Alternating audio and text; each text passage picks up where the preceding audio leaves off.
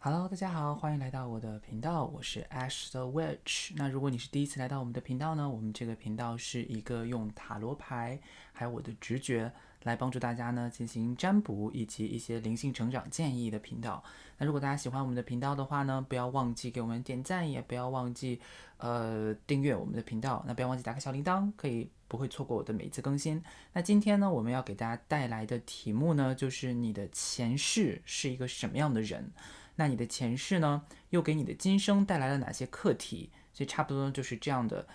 一个类别。因为我们说每一世的生命，我们在这个世界上面修行，你每一世的生命其实跟你这一世就前世的生命跟你这一世的一些故事都是有很直接的关系的。那我们今天呢，就是来帮大家看一下这个部分的内容。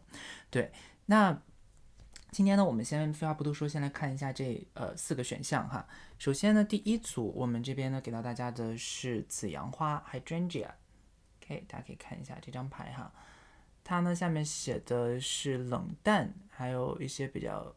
忍耐的一个素质。OK， 那第二组呢，我们给到大家的是玫瑰，然后玫瑰的信息呢写的是热情跟爱，然后深深的爱着你这样的信息哈。OK， 第三组呢，我们给到大家的呢是黄色的郁金香。那这个黄色的郁金香下面写到的信息呢是理想的恋人，然后相思，还有诚实的爱，这样的一个信息给到大家哈，大家可以看一下。OK， 那第四组呢，我们给到大家的呢是这个叫什么呀？Marigold，忘记它的中文叫什么，应该也是某一种菊花哈。然后它的信息呢是不变的爱情、健康和预言。OK， 所以大家感兴趣，大家如果喜欢的话，也可以选择这一组。OK， 那刚刚呢，我们大家已经仔细的看过这4组牌的这4个选项了。那大家现在呢，可以根据自己的直觉选择最吸引你的那一组。那选好之后呢，就直接可以在我们的这一期影片的进度条里面找到你想要的那个时间戳，然后直接跳到那一组听取我的解读就可以了。那最后呢，我还要跟大家再提醒一下，就是我们Ash the Witch 呢最近也在接收一些就是个占的申请跟服务。那大家如果希望我们给你提供个占的服务的话呢，也可以在我们的这条影片的评论栏的那个描述栏当中找到我们的邮箱，那你可以发邮件给我们，或者也可以在评论区留下你的留言说你要个占，那这样呢我们的工作人员就会联系到你们啦。那请大家注意，我呢现在是不接受这种1对1的就是1对1的这种连线的个占的，所以我的个占呢会以文字的形式直接用邮件的方式发回给大家，或者呢是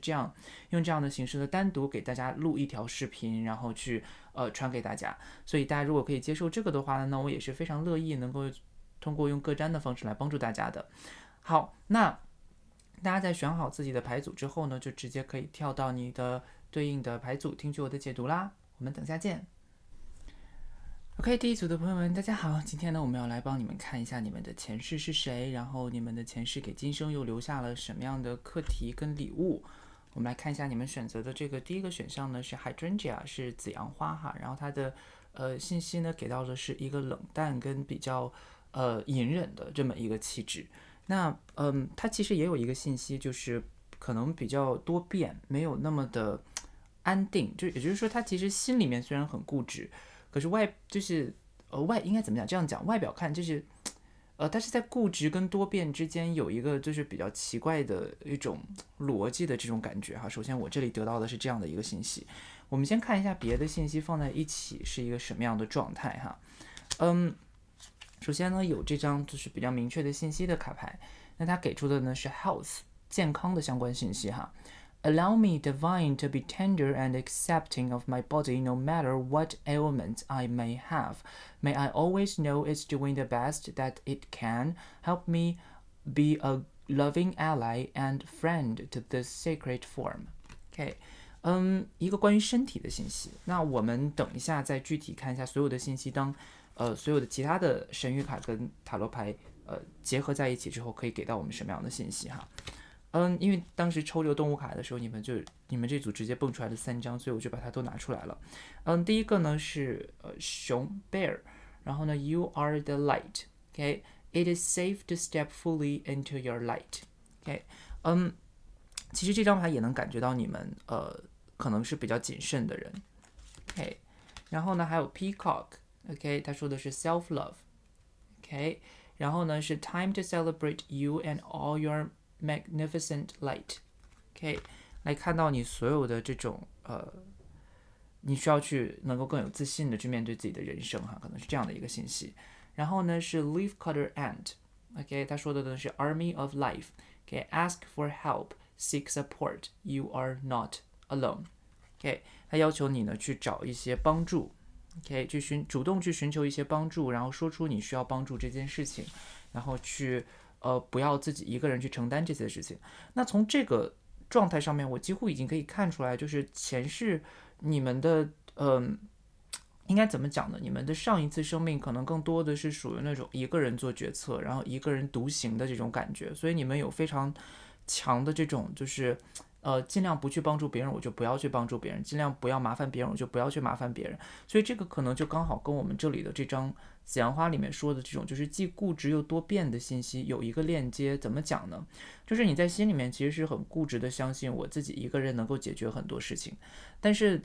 所以你就会拒绝很多别人的帮助，或者拒绝去听取别人的意见这一类的。那因为是这样呢，所以可能导致你们在别人眼里看来是这种就是完全靠自己的意识在行动的人，所以在别人眼里看来你可能是一个非常多变的人。可事实上呢，你是因为固执不愿意去听别人的意见，所以可能才会变成现在的这个状态。那也就是说哈，这个是前世的状态，我先跟大家讲一下，这个是你们前世的一个状态。所以我个人觉得可能你们前世的生命它给到你们的很多东西更多的是关于这种就是在健康上面的一些认知，就包括你的身体，因为你一直坚持一些事情，然后最后导致可能你的前世最后身体出现一些问题，然后让你这一世的身体健康状况可能也不是非常的好。所以我在这边得到的信息是，我觉得你们的前世可能是，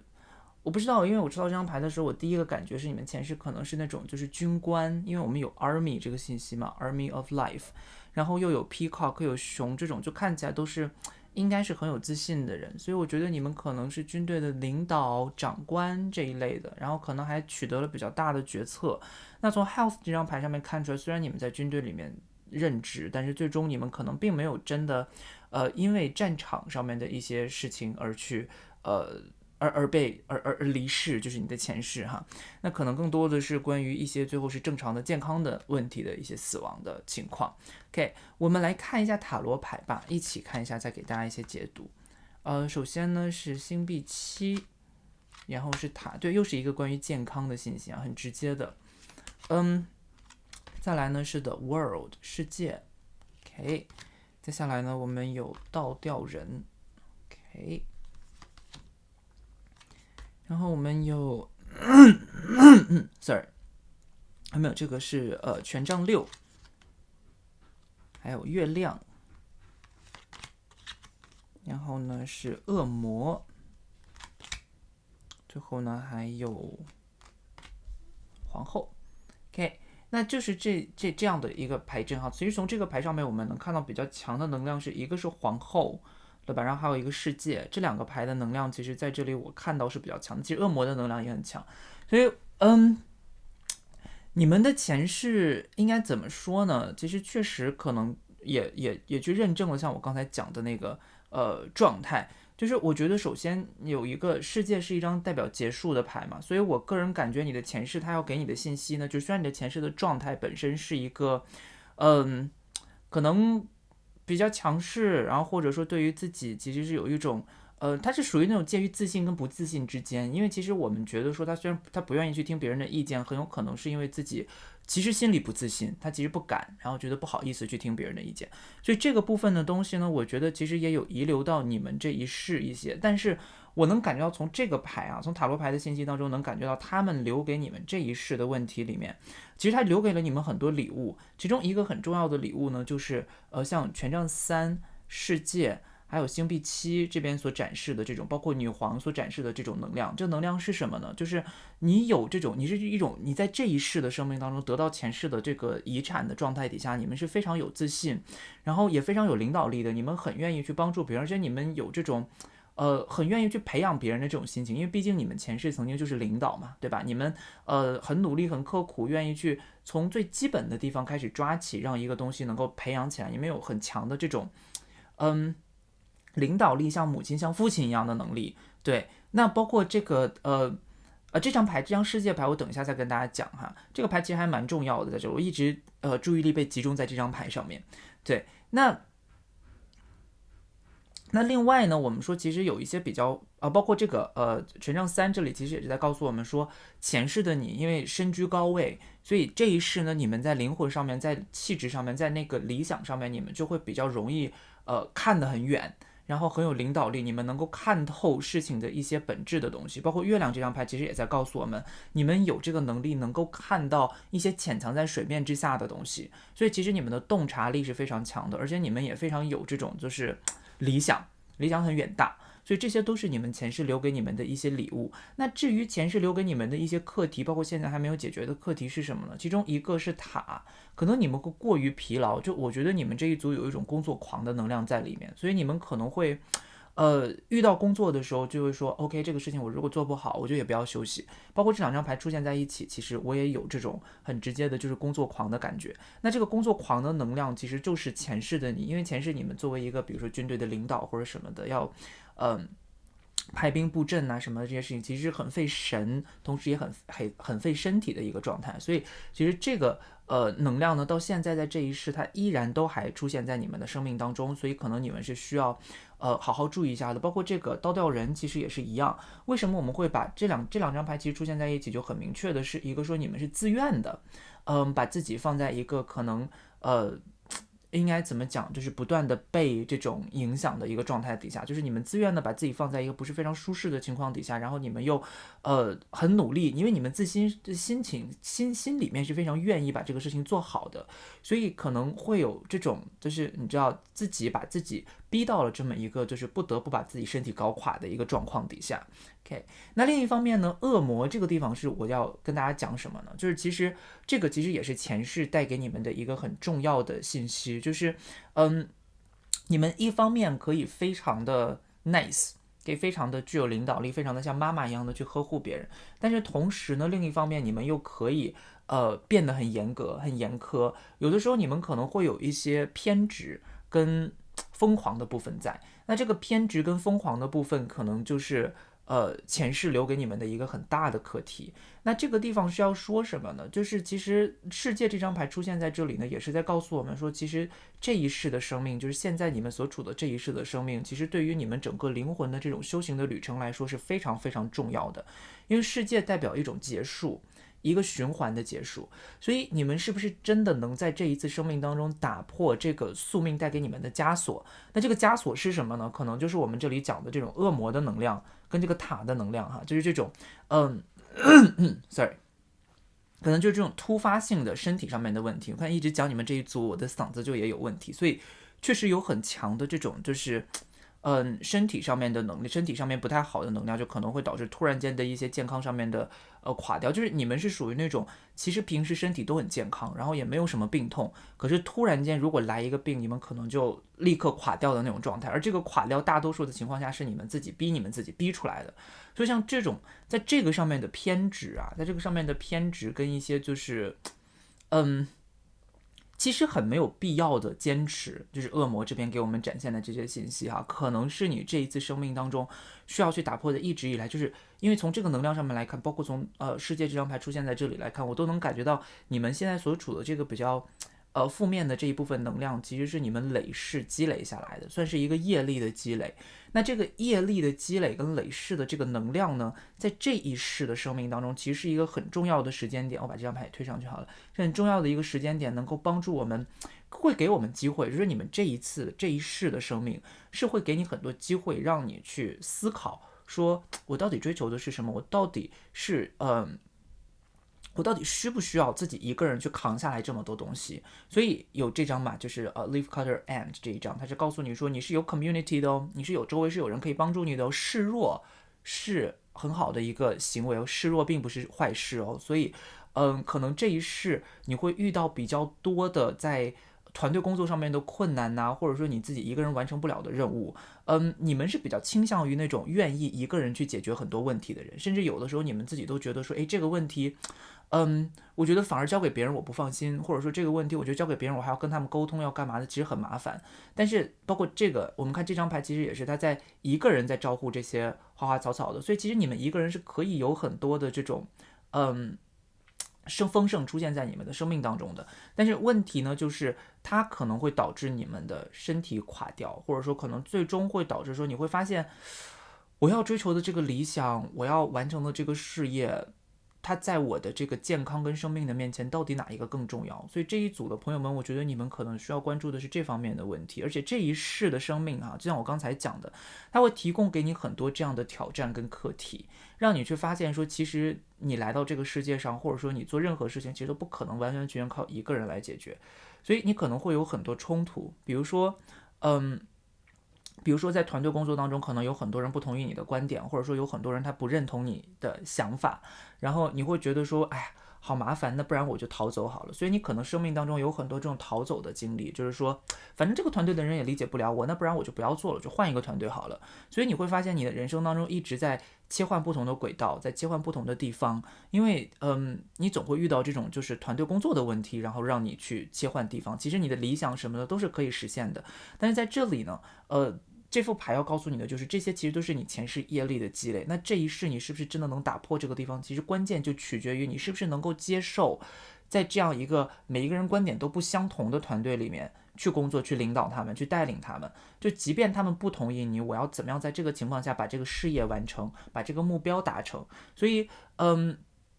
向别人示弱，尤其是比如说你遇到一些比较有冲突的观点的时候，或者你觉得这个东西它没有办法能够有一个很好的融合的时候，其实有的时候一种领导式的、强势的工作式的沟通，可能并不是你要选择的最好的办法。也许你可以选择一些，就是说我虽然是领导，我虽然在这件事情里面牵头，但是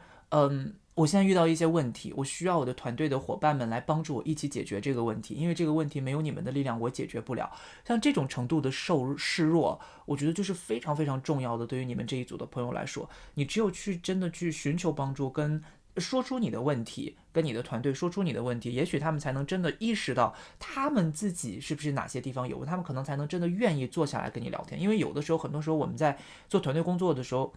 很多情况它都不是属于那种就是你直接下命令，对方就愿意去做，因为现在是一个比较平等的工作环境嘛。所以这就是为什么我说，其实你们前世带给你们的这些东西啊，就尤其比如说像是我刚才说的，你们是军官嘛，对吧？所以在军队里面，其实你们更多的像是属于那种，因为军队的军令如山倒，对吧？所以其实你们没有办法在军队里面你是没有反抗的余地的。所以，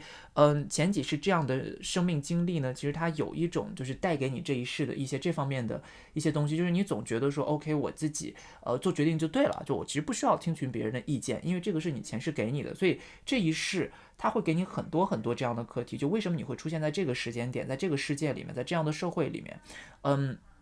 在这样的文化里面，很重要的也是要告诉你说，现在其实沟通是一个更加平等的状态，是告诉你让你去理解跟去体会这个共生的课题的。所以我觉得这一世的朋友们，就是这一世你们的前世带给你们的课题跟礼物呢，其实礼物就是你们很有领导力，你们很有领导力，大家很愿意去 follow 你们，而且你们也很有远见，很有洞察力。可是课题呢，就是在这个过程当中，在实现你们这些东西的过程当中，你们是不是太逼自己了？然后太过于的逼迫自己，让自己去贴合自己的那个领导的人设，但是很多时候领导其实并不是这样的一个人设。其实你们这个课题啊，你们这一世的课题说大了，其实就是共生的课题，怎么样跟别的不同的生命去达成一个共生，而不是以你自己为中心，像世界是以你自己为中心在运转的一个状态，不是以你自己为中心而运转的一个情况。可能你需要试着打破这个东西。可能你们自己都觉得我并没有以我自己为中心啊，我也愿意听得进去意见，但是你可以仔细想一想，你有没有在逼自己，就是很多，或者有时候你想一想，是不是你很容易逞强，然后不愿意在别人的面前展现出你的脆弱？那哪些人是你不愿意展现脆弱的那一些人？可能那个才是你这次生命当中要解决这个问题的关键。也就是说，因为这是一个大众占卜嘛，并不是所有的人他的那个信息都可以落实到，比如说工作上面。那有一些人的信息，他可能就是这种不愿意去跟别人分享的问题的情况，可能出现在家庭关系里面，或者出现在亲密关系里面。所以我刚才讲的一切，大家都可以针对自己的生命当中，就是你可以去思考一下，你最不愿意去分享信息的人到底是哪一部分人。然后这一部分人或者这一个领域，可能就是你这一世需要认真去处理、谨慎去处理的一个问题，因为这个取决于你们的灵魂的修行是不是能够真的打破这个宿命的枷锁，能不能得到真的升华，所以这个对于你们的这一世的灵性旅程来说也是非常非常重要的哈。OK，那这个呢是我们今天给大家做的这个关于前世，还有它今生带给你了什么样的挑战跟礼物的一个占卜。如果大家喜欢的话呢，别忘了给我点赞，也别忘了订阅我们的频道，不要忘记打开小铃铛，然后不要错过我们每一次的更新。那最后呢，还是要跟大家讲一下，就是我呢也在接受这个个人占卜，所以如果大家感兴趣的话呢，也可以在我们的这条影片的描述栏当中呢找到我们的邮箱，那发邮件给我呢，我们就可以去对接这个个人占卜的事宜了。那包括如果大家不想发邮件的话，也可以直接写在我们的那个评论栏当中说我要个占，那我们的工作人员呢也会找到你们。最后呢，跟大家讲一下，就是这个个占的事情哈，我们是不接受这种就是连线的1对1的这种直播式的个占的，所以我们的个占呢会以文字的形式，或者像现在这种影片的形式录好直接发给大家。如果大家 OK 的话，那我非常愿意能够帮助到大家。包括这一组同学的你们的信息，其实我觉得也是有一些其实还有很多值得挖掘的地方，所以我建议哈，像这一组的同学，如果你们想更深刻的知道自己灵魂的一些课题或者什么的话呢，我们可能可以更多的去进行一些比较个人化的探索，因为你们这组的信息确实比较多，而且方向可能也完全不同，对，所以也希望大家呢能够持续关注我们的频道。那今天呢就是这样啦，希望我的解读有帮助到你们，那我们下一次再见，拜拜。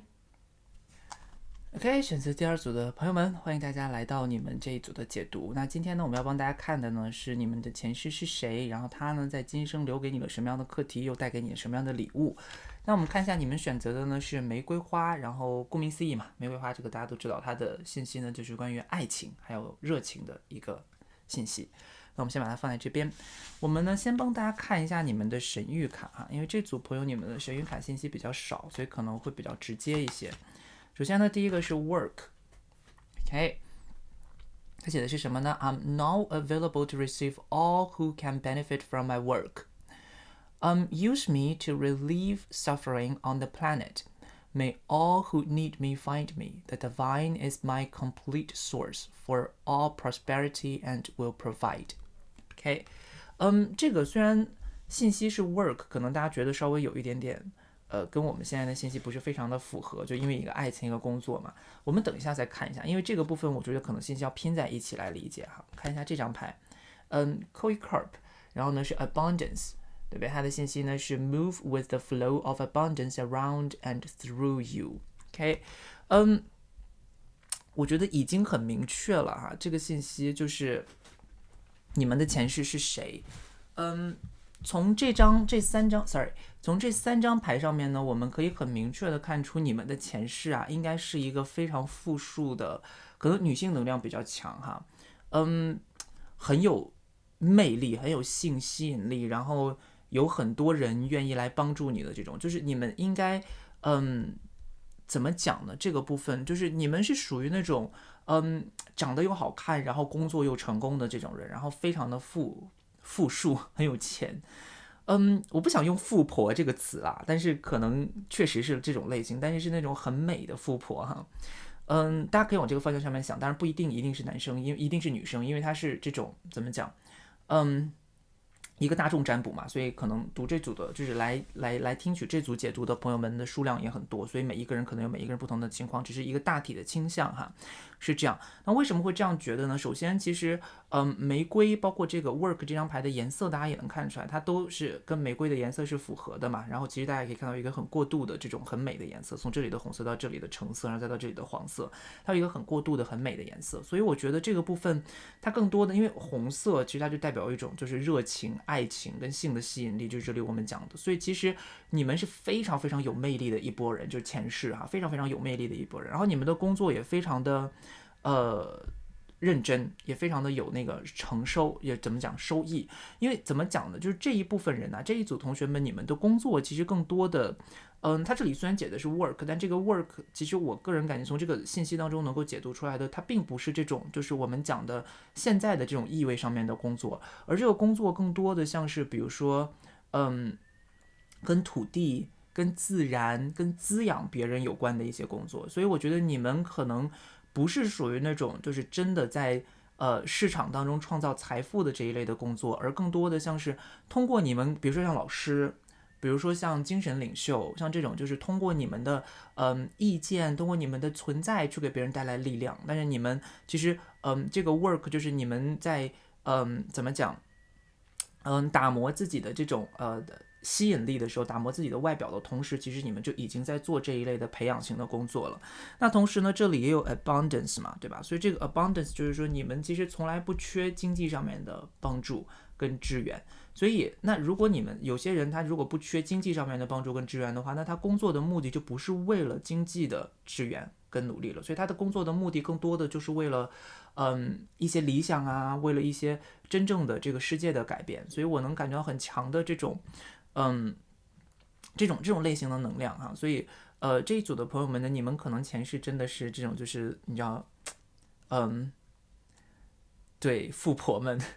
那我们说其实前世他如果体验过这些东西的话，今生可能就不会再去体验这个部分了。我们看一下你们今生可能会遇到什么样的课题，或者他会带给你什么样的礼物哈。首先呢，我们得到的呢是宝剑皇后，这个其实跟我们刚才得到的信息还蛮吻合的哈。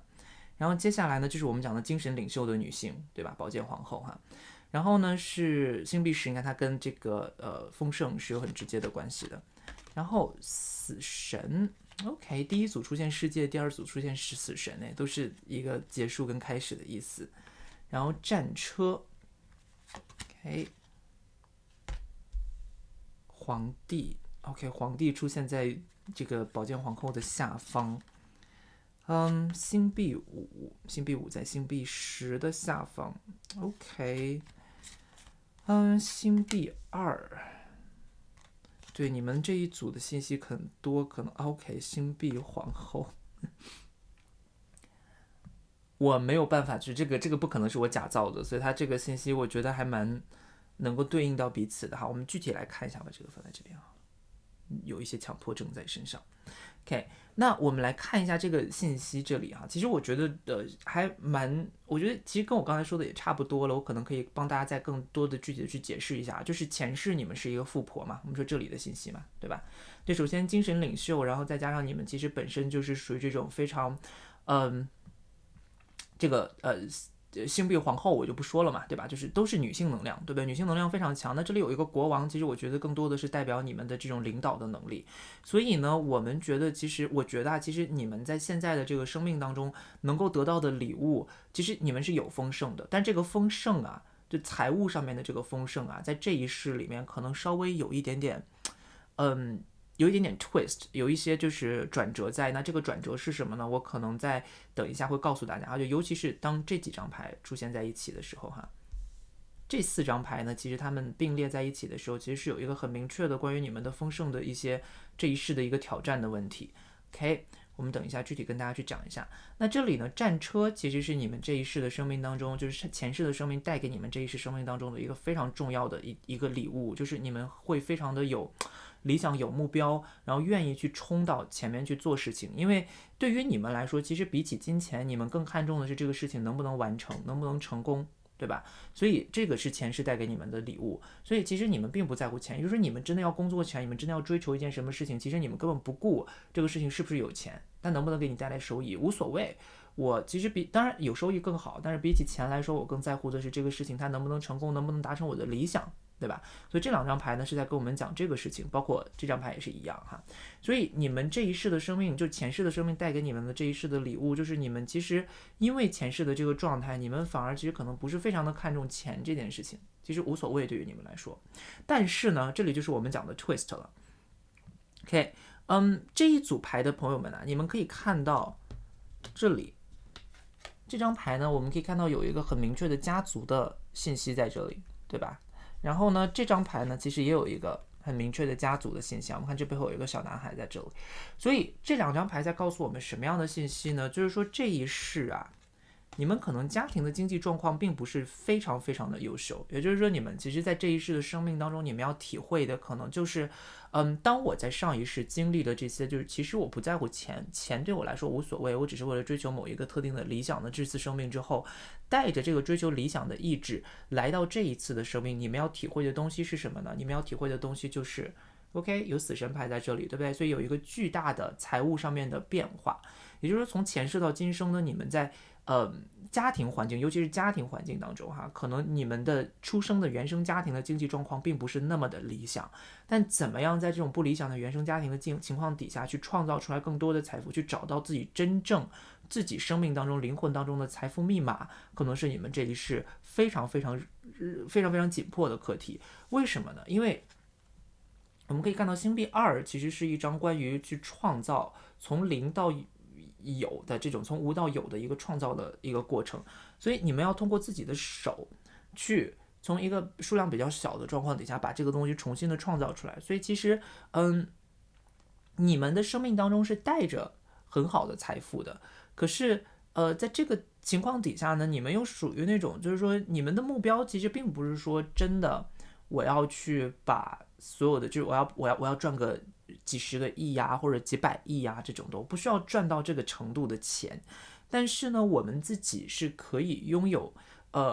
一些东西让我能够去追求我的理想就好了。所以其实你们这一组的朋友对于我来说，你们更多的目标呢是在于怎么样去实现自己这一世要完成的理想跟目标，去朝着这个方向去努力。而至于金钱怎么样，其实我觉得你们这一组的朋友好像不缺哈。首先，虽然你们的家庭状况可能不是非常的理想，但是金钱你们是不缺的，而且再加上呢，你们是有能力能够创造出更多的金钱的。当然，这个家庭状况不好哈，我在这里讲也是相对的，因为这个东西其实没有办法证实，因为要比的话，可能只是说比你前世的这个状态要差一些，而且是差很多。OK， 所以你们其实不是非常的，但至于我们现在也没有办法确定前世到底是什么样，所以这个部分我觉得可能是一个没有办法验证的东西，因为塔罗牌占卜嘛，对吧？信息比较杂乱一些在这，尤其是一个大众占卜的情况下哈。OK， 所以这一组的朋友们呢，你们真的要做的可能是属于怎么样用自己的意识吧，就是用你前世带给你的礼物，然后去解决一个可能前世其实没有出现在你生命之中的课题。我可以感觉到，因为你们的生命如果这一世出现这样的一个课题的话，那就代表你们上一世的生命的课题你们应该是达成了的，就是在理想上面。所以那就证明你们这个现在这个生命当中想要追求的理想，想要去完成的事情，很有可能其实它是对的，就是你的灵魂这一世要奋斗的目标。所以朝着那个目标去努力，在这个同时呢，你要怎么样？因为你们一定会被这个没钱的状况所困扰，那你要怎么样去平衡自己心里其实不在乎钱，但是又不得不挣钱来完成自己理想的这么一个事情？你们要怎么样去平衡这件事，可能才是你们这一世的生命当中一个比较重要的课题。那你也可能会发现说，这样的课题在你的生命当中，不管是在爱情关系当中，还是在家庭关系当中，还是在工作当中，都不断的反复在出现同样的课题，就是我不在乎钱，可是为什么所有事情都跟钱有关？我不知道大家明不明白这件事情啊？就比如说像我的话，其实我根本不在乎钱，我也不在乎这些物质，我根本不 care 这些事情。可是，在我的有些亲密关系，就是尤其是一些恋爱关系的一些处理的过程当中呢，我就会发现，其实我的伴侣他非常期待我能回馈给他一些就是经济上面的或者钱上面的一些东西，他非常追求这些形式上面的一些所谓的吧礼物或者什么的，所以我就会很挣扎，因为其实我根本不 care， 你懂吗？所以有时候在挑的时候，挑选礼物啊，或者安排一些比较你知道高级的一些行程的时候，我就会自己觉得说，其实我根本不懂，因为我也不 care。所以可能在这个过程当中，我就会面临这个问题哈。因为其实本来在抽这组的时候，我自己也对这组吸引我的这个能量也比较多，所以我觉得其实选择这组的朋友应该会遇到，就我还是像我讲的，前世的课题它可能出现在你生命当中的领域是完全不同的，大家不用集中在我讲的这些工作上面的领域里面来看。也许因为它出现了工作这个词，所以我可能会被带着往那个方向走，但是因为每一个人你们的生命历程是不同的，所以你们可能会发现你们在生命当中到底哪一块会出现这个就是我不在乎钱，但是我又不得不跟钱打交道的这个领域，可能它才是你这一世需要认真去工作认真去解决的。如果你能解解决这个问题的话，可能你们这一世的人生历程呢，也就可以达成，你们的灵魂修行也就可以在这一世有一个比较圆满的结果了。OK， 好，那这个呢就是我们今天选的第2组的朋友们的解读啦。如果你们喜欢我的解读的话呢，不要忘记给我们点赞，也不要忘记订阅我们的频道，不要忘记打开小铃铛，不要错过每次的更新哦。然后同时呢，我们也在接收一些就是个占的申请。那如果大家想要进行更精准的个占的服务的话呢，可以在我们这条影片的描述栏当中找到我们的邮箱，然后那通过我们的邮箱呢就可以联系到我们啦。那另外呢，也可以在我们的那个评论栏当中呢直接留言，找到就是直接留言说我要个占，那我们的工作人员呢也会去帮助，也会联系你们啦。那同时我们这个个占呢是会以文字或者像现在这种录好的一个影片的模式发给大家的，所以我们不会接受这种都是直播的1对1的这种个占的形式，就希望大家能够理解。那如果大家也没问题的话呢，我们很乐意能够帮助到大家。好啦，那这个呢就是我们今天给第2组朋友们的解读啦。那希望这个解读能够帮助到大家，我们下一次再见，拜拜。Hello， 选择第3组的朋友们，大家好。那今天这条影片呢，我们会来帮大家看一下你们的前世是谁，他留给你了什么样的礼物，又给你了什么样的课题。那这个呢是你们抽到的选项的牌卡哈，是黄色的郁金香。然后它的信息呢写的是理想的恋人、相思，还有诚实的爱。OK， 我们把它先放在这边哈。首先我们先帮大家看一下你们的神谕卡哈。OK， 看一下这个第一个信息呢，我们得到的是 contentment。OK， 然后呢内容哈，帮大家念一下哈。You can learn to rest in what you already have and already are. Suddenly you remember, I'm right here resting in God.OK， 它这个应该怎么讲呢？应该是也不能叫，其实我不是很喜欢臣服这个词，就是但是就怎么讲，就是去屈服于某一个东西嘛。其实我觉得可能更多的是一种接受跟被动的一个状态哈。我们先看一下别的信息拼在一起是什么样哈。首先动物牌卡这边呢，我们得到的是北极熊，然后它的信息呢是呵护、养护。OK，allow any anxieties and worries to be gently released and offered up to be healed. OK，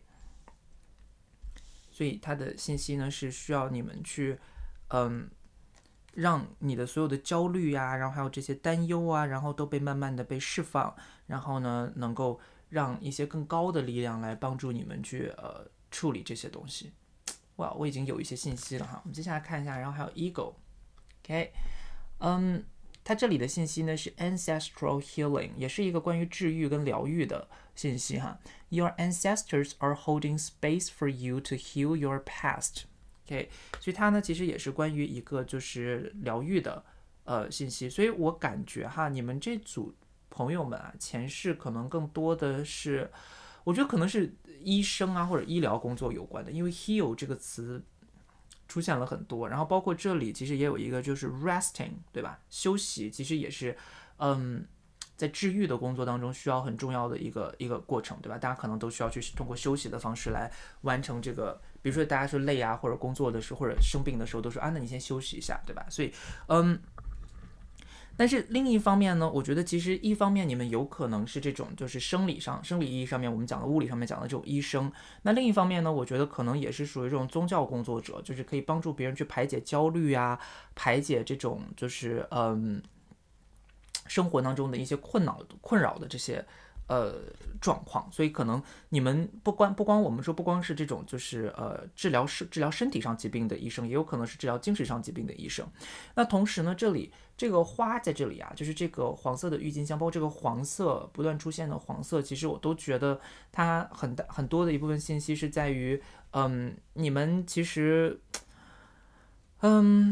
是出于这种就是对人性的关爱，还有对人性的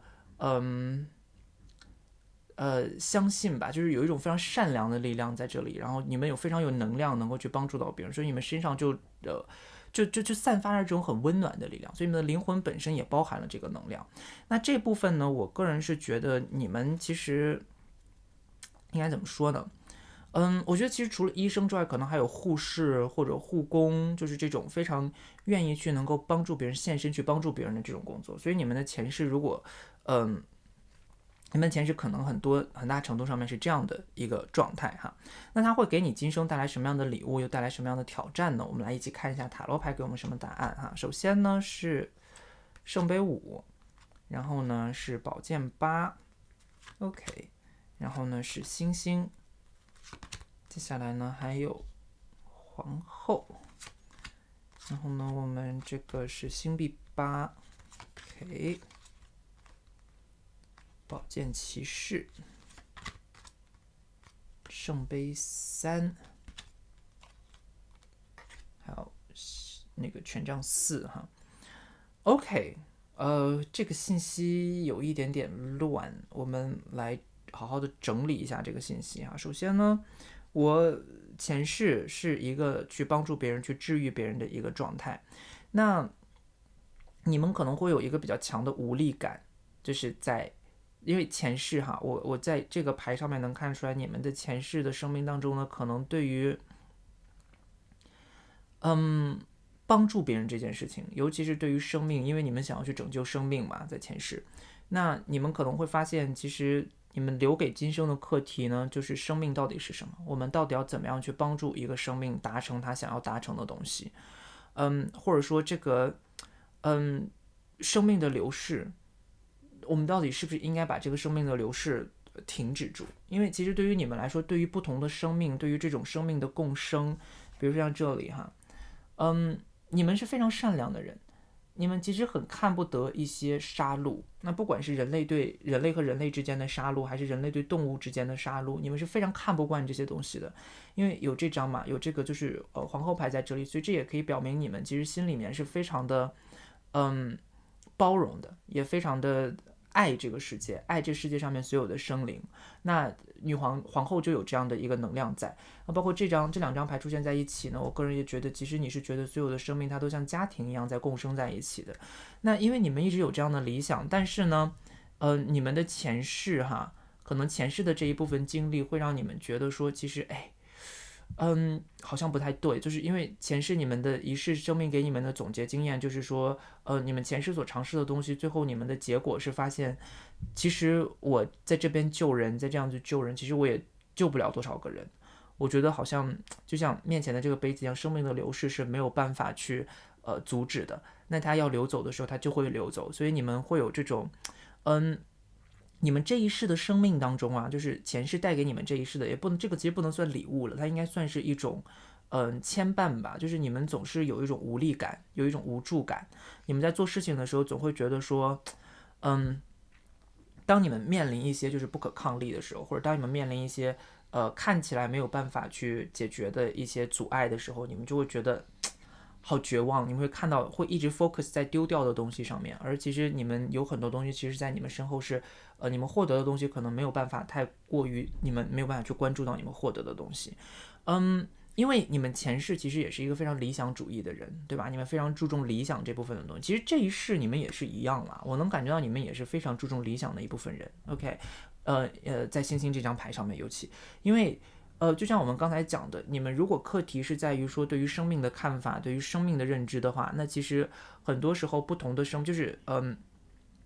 杀戮这件事情，弱肉强食这件事情，这其实就是我们这一个现实世界当中的一套规则，对不对？但是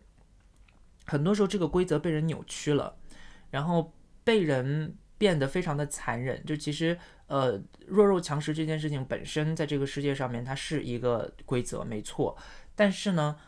自然界的弱肉强食它是有度的，而且自然界的弱肉强食并不是这种，就是它不会用这种，就比如说当一个狩猎的一个动物要去捕猎的时候，它不会用非常残忍的方法去杀掉那个动物，对吧？但是人类的社会的介入就会让这个东西变得非常的残忍。所以你们的理想啊，为什么是星星这张牌呢？其实它就是像是在这种黑暗的环境当中，就是一切其实你都觉得哎没有希望了，就在这种黑暗的环境当中，有那么一点点的小光明，让你觉得说，哎，人类是不是还有跟其他生物共生的可能性？是不是还真的存在着这个可能性？就是这张牌嘛，对吧？跟它对应的，所以是不是真的有这个可能性？是不是真的大家可以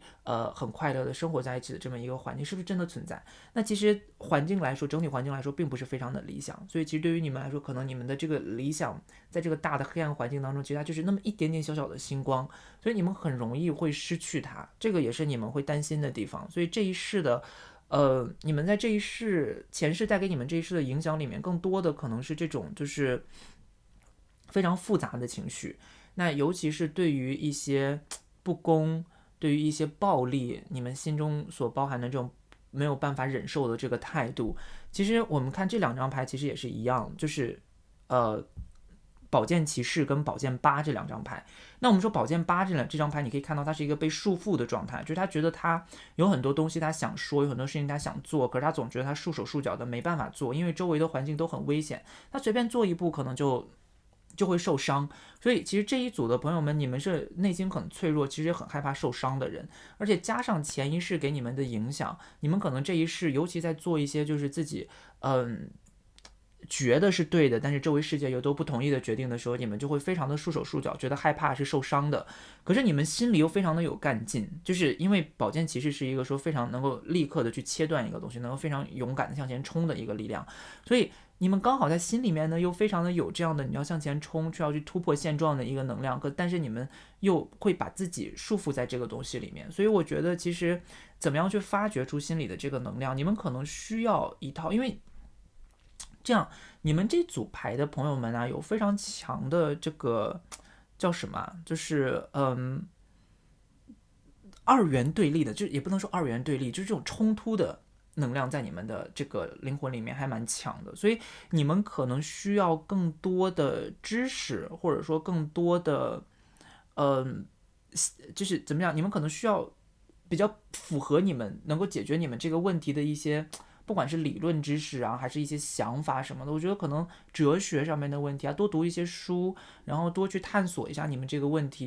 就比如说你在乎这个生命的问题，对吧？那你在乎暴力的问题，那你就多去看看关于生命、关于暴力的一些哲学的思考，或者一些著作，可能能够帮助你更好的去理解你们心里面这个冲突的问题。其实你们的这一次生命的关窍是在于怎么样去解决心里面冲突的这个部分。包括这张牌其实也是我为什么，因为这张牌其实它本质应该是星币8嘛，但是我在拿到这张牌的时候，我第一眼看到，我以为这个孩子他在拿一本书在读，然后上面都是时间，他有很强的学习意愿，这个是我的看法。但仔细一看，我才发现这是一块表。但是这个误读本身，我觉得可能也就是这副牌要传达给我的信息，所以我觉得可能你们就是需要更多的去读书、去学习，然后通过这样的方式去给自己一个。因为很多时候你的很多想法呀，就尤其是这张牌的能量哈，你们的很多想法其实它都是被周围的世界影响的，就周围世界限定了你只能在这个框框里面思维，所以你可能需要一些非常优秀的非常具有批判性跟反思性的一些哲学思想来帮助你们去跳脱出自己这个框框，给自己解绑。因为很多时候你们这个束缚是你们自己放在自己身上的，对，所以这个呢是我们觉得，是我帮各位看到第三组同学看到的这个就是前世以及他们带给你这一世的影响。你们这组的朋友们很难帮你们去解读说到底他带给你了什么样的礼物，又带给你了什么样的挑战，因为这个礼物它看起来既是礼物也是挑战，它两个是同一个东西。那这个就是你们对于理想的追求，就是其实你们灵魂本身非常善良，你们也非常通透的知道共生才是这个世界所需要去达成的目标。可是问题呢是，你们在看到现实的时候会产生这种绝望，而累世的生命包括前世你们就绝望过一次了，所以这个绝望会带着延续到这一世。那这一世呢，你们还需要再继续去认真的去处理这个绝望。可是这个绝望和这个无助感本身是可以通过一些思维上面的调整来去疏解的，这个是我能得到的一些信息哈。那也希望这些信息呢能够帮助到大家。如果大家喜欢我们的频道的话呢，别忘了给我点赞，也别忘了订阅我们的频道，不要忘记打开小铃铛哦，因为这样就不会错过我的每一次更新了。那最后呢，还是要跟大家讲一下，我们呢也在接收一些个占的申请，所以如果大家想要我给大家完成一些个人的占卜，比较精准的个人占卜的话呢，可以在这条影片的描述栏当中找到我的邮箱。那发邮件给我们，我们就可以跟你进行对接了。那如果大家不想发邮件的话呢，也可以直接在这条影片的下面留言给给我们说我要个占，那我也可以，我们的个占呢是会通过文本跟就比如像现在这种单独录一则视频、录一条影片发给你的这样的形式，那我们不会用这种就是电话连线的方式去进行哈，所以希望大家能够谅解。OK， 那如果大家没有问题的话呢，欢迎大家来申请我们的个占，我也非常乐意能够帮助到大家。OK， 那今天呢，这个就是我们给第3组朋友们的解读啦，希望能够帮助到你们。OK， 那我们下期再见，拜拜。OK，Hello，第4组的朋友们，大家好。今天呢，我们来帮大家看一下你的前世是谁，然后他留给你了什么样的课题，又带给你了什么样的礼物。大家抽到的呢是这个Marigold， 然后呢，你们的信息呢是不变的爱、健康和预言。OK， 我们先来看一下神谕卡给我们什么样的信息哈。首先呢，第一个是 relationship，OK， 关系。我来帮大家念一下这个信息哈。I call in the infinite power of love to take over this union in every way. May it now fully belong to the divine. Let it unfold in the perfect way for each of us. I needn't fear letting go of control. My needs are always abundantly met. OK， 所以这个我觉得这个信息啊，它是一种在恋爱关系里面的，可能你过于的具有控制欲啊，然后的时候需要听到的一个信息哈。但是前面这个其实这张牌其实也在有一个爱情的这么的一个情况在里面，所以我们先看一下别的神谕卡有给到我们什么样的信息哈。Penguin Diamond Late Activation，OK， 企鹅，然后它的信息呢是钻石光的这种激活。这听起来有点复杂，我们看一下下面写什么。Light activations and new energies are coming in your way. Be open to receive and welcome them in. OK， 所以说，光芒呢正在进入到你们的生命当中，你们需要去能够有一个很 open 开放的态度去接受他们，欢迎他们来到你们的生命当中。然后呢是刺猬 ，OK， hedgehog 很可爱，写的 acceptance 接受 ，embrace who you are 接受你自己是谁哈 ，OK， 然后呢 butterfly。OK， 全都是一些很可爱的小动物，可爱美丽的小动物哈。Emerging，OK，take leap of faith，OK，所以可能呢是一个关于变化的状态。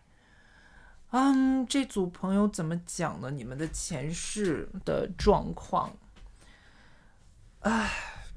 有一种小少女的感觉，就是少女心思很强烈。我能得到这样的信息，就是非常强的少女心思。你看蝴蝶。然后小刺猬，对吧？这里又有很多可爱的花朵，然后企鹅都是非常可爱的小动物，所以我觉得其实你们这组，朋友们的前世应该是属于这种，就是你们非常有少女心，但至于你们是不是男生还是女生还是怎么样，我这个就没有办法判定了，只能说你们心里面对爱情有非常美好的向往，然后有非常你们非常期待一种理想的亲密关系，前世的你们哈。可是这个理想关系呢，最终在你们的前世的这一次生命当中，它并没有真的实现。你会发现在前世的生命当中，你们抱着这种非常少女浪漫的小心思，然后进入到一段你们的认为的理想的关系当中之后，你会发现你对这个关系变得越来越具有控制欲，你变得越来越想要得到这个关系。我能给大家举个例子吗？怎么说呢？有点像宫斗剧里面一些你知道，就是带着少女心思进去，然后最后黑化的，不是什么安陵容之类的这种感觉的生命哈。所以可能你们会开始在这个关系当中变得越来越有控制欲，你们会觉得可能安陵容的解释也不是非常的好，应该是谁呀？这种很有控制欲的宜修有可能，对，就是周围的环境或者什么，它都在逼着你，让你变得越来越具有控制欲。在这个关系当中，你们能够，希望得到对方的全部，然后这个关系可能最后并没有得到一个很好的结果。所以这也就是为什么这个信息会出现在这里的一个情况哈。所以你们前世的生命当中，其实很多都在，尤其在爱情关系里面，你们可能会慢慢的失去自我，然后或者呢，你们会觉得很黑暗。就是我认为的理想的关系，你看这种都是很黑暗的天空的形象，这边还蛮多的，所以美好的东西在黑暗的背景当中。所以我觉得很多时候你们可能在前世感觉到的一些绝望啊，或者感觉到的一些不快的东西，大部分都是在爱情上面来的。所以，我觉得可能这个是你们前世的一个状况哈。我们来看一下今生它给你们带来了什么样的课题，又带来什么样的挑战。首先呢，我们得到的是星币3，然后圣杯10 ，OK， 啊，宝剑9，对，还有宝剑骑士 ，OK， 然后接下来呢，我们有教皇、魔术师 ，OK， 权杖骑士，还有权杖皇后。这一世啊，你们反而没有上一世那么的少女哎。我觉得从这一世来看的话，你们的能量更多的反而是属于这种比较，男性化的能量，比较具有冲劲儿的能量，其实还蛮多的。不管是从教皇、魔术师，还是宝剑骑士，权杖骑士，这些其实都是非常风风火火的男性力量。但是你们心里面呢，又包含了这么一个，就是圣杯10这种就是幻想、美好的幻想的力量，而你们又包含了一些这种，就是你看。宝剑9跟圣杯10，其实这2张牌我觉得他们非常的像，就是一个是光，一个是暗，所以你们同时包含了这2部分的东西。那这2部分的东西其实它都是在你们生命当中的，所以这一世啊，我觉得其实你看你们的灵魂就很有趣，前一世经过了这种就是非常非常怎么讲浓重的这种少女心思的生命之后呢，这一世你们在生命当中会非常朝着另一个方向去走，因为你们觉得在少女心事当中，你们受到了一些欺骗，或者你们受到了背叛，你们的关系并不是你们想要的那个样子，所以这一世的生命，你们特意选择了一套比较具有男性气质的这么一个排布。可是少女心思给你的这些东西，它还依然出现在你的生命当中，比如说权杖皇后的部分，还有这个宝剑9的部分。那这2个部分，它在你的生命当中会起到什么样的作用呢？就是在包括这张牌其实也是少女心思带给你的一些东西，就是它会带给你很多很美好的幻想啊、想法啊，对人际关系啊、对恋爱关系的想法、幻想这些的。可是你们又非常容易的患得患失，就是这个患得患失的潜质，其实也是前世带给你的。那这部分其实我能怎么说呢？就是你们的前世，它会就是这就是少女心思，你懂吗？就是少女心思带给你们的东西就是这样。然后宝剑皇后这里呢，其实它也是一个很重要的，就是我觉得这张牌其实反而是你们这一组牌的一个牌眼呢。这应该怎么讲？就是说你们其实如果就像我们今天问的问题，关于前世跟今生它带给什么样的影响？那今生我们要怎么样去打破这个业力的枷锁，或者说今生我们要怎么样去克服前世的课题，或者解决前世的课题吧？在这个时候，其实很重要的这个宝剑皇后权杖皇后，它带给我们的信息呢，其实就是说，你看它有一点力量牌的感觉，对不对？所以你其实要去找到心里面的那个女性能量。我觉得这一组的朋友们，其实你们多多少少在这一世的生命当中哈，是有一种不是很想要去面对自己的女性能量的状态，或者说你总会觉得说被自己的女性能量牵制住的感觉。但是你们会想要追求一些你知道比较实际的东西，然后比较理想性的东西，比较男性想要的东西吧，对吧？比如说这里哈，就比如像一些技术啊、实际的东西啊，能够实际带给你收益的东西啊，你们可能比较想追求的是这一类的东西。但同时哈，这里又有这个教皇这张牌。那教皇这张牌是什么意思呢？就是你们其实是非常具有传播性跟感染力的，所以很多人他会愿意去 follow 你，所以你们有很强的领导能力。那在领导能力的同时呢，你们又很有冲劲儿，所以其实对于你们来说，这个牌面的信息，这个能量读起来，我觉得是一个非常愿意去尝试创业，然后去努力去做事情的一个男性的，包括这个魔术师也是，对吧？魔术师也是告诉我们说是一个开始自己从零开始做事情的一个状态，但是这种很强的男性力量，再加上接上你前一世的这个故事的话，我其实觉得你们可能，这一世对你们自己的女性力量，就像我刚才讲的，是有一点点觉得说他可能会拖你的后腿啊，或者说优柔寡断呐、或者说这种非常少女心思的东西，你会觉得他不是非常的理想，就尤其像这个部分，为什么我刚把这2张牌单独拿出来讲，很有可能哈，你们这组朋友心里面的这个美好的幻想啊，这一些美好的幻想或者这一些美好的东西，其实它同时你想的越多，你焦虑的也就越多，所以你会觉得说想太多，有太多不切实际的幻想，并不是一件好事儿。你可能会对这个东西有一个比较否定的认知在你们的心里面，但是这一个部分反而其实就是你们的前世带给你们的，我可以说它是礼物哦，我可以说它是礼物，所以在这里啊，就是我们觉得可能前世你接受了一个教训之后，这一次生命当中你决定往反方向上走，但是前世的那一次生命它并不是完完全全就是一切都失败了的。比如说像这里我们说的，你这个美好的幻想，你这个很多 idea 很多思想很多想法，其实是能够把你跟人更好的就是连接在一起的。为什么呢？因为在这里我想要跟你讲，就是你们现在这一次生命当中，就是这个能量哈，不管是权杖骑士、宝剑骑士还是教皇的能量，其实它都在告诉你说，你有可能会变得非常的偏执，就是因为前世带给你的这个影响、这个挑战，它还一直在，它并没有真的被解决。就是我们说的这个黑暗的部分，你看黑色的牌只有这一张，所以它们都是连在一起的。所以其实前世带给你的那个问题啊，它并没有解决哦。其实并不是因为男性力量还是女性力量的原因，而是因为，而是一些问题，就实际的问题，你们可能会变得比较偏执，你们可能会变得比较武断，比较强权，然后反而你们可能又做不好事情。就你们今年这一世生命如果继续这样下去，可能还会面临团队的分崩离析，还会面临同样的事情。所以在这里我才说，反而你们要去寻找到自己心里面的那个比较女性、比较柔和的力量的时候，你才会发现，你们看，我们看这里，它是有一个家庭的情况，一个形象在的，对不对？就是一对拉拉情侣带着自己的孩子嘛，是有家庭的能量在的。所以如果这里有家庭的能量在的话，我就感觉其实当你们真的开始承认自己心里面的那个女性力量，或者当你们真的把你们的这个一部分比较柔和、比较善解人意，然后也比较愿意去跟别人建立一个亲密关系的这种能量放在你们的这个男性能量的，比如说工作过程当中啊，或者做决策的过程当中，让他去平衡一下你们现在这个很有冲劲儿男性力量的话，反而有可能你们会让你们的生命变得更美好一些。所以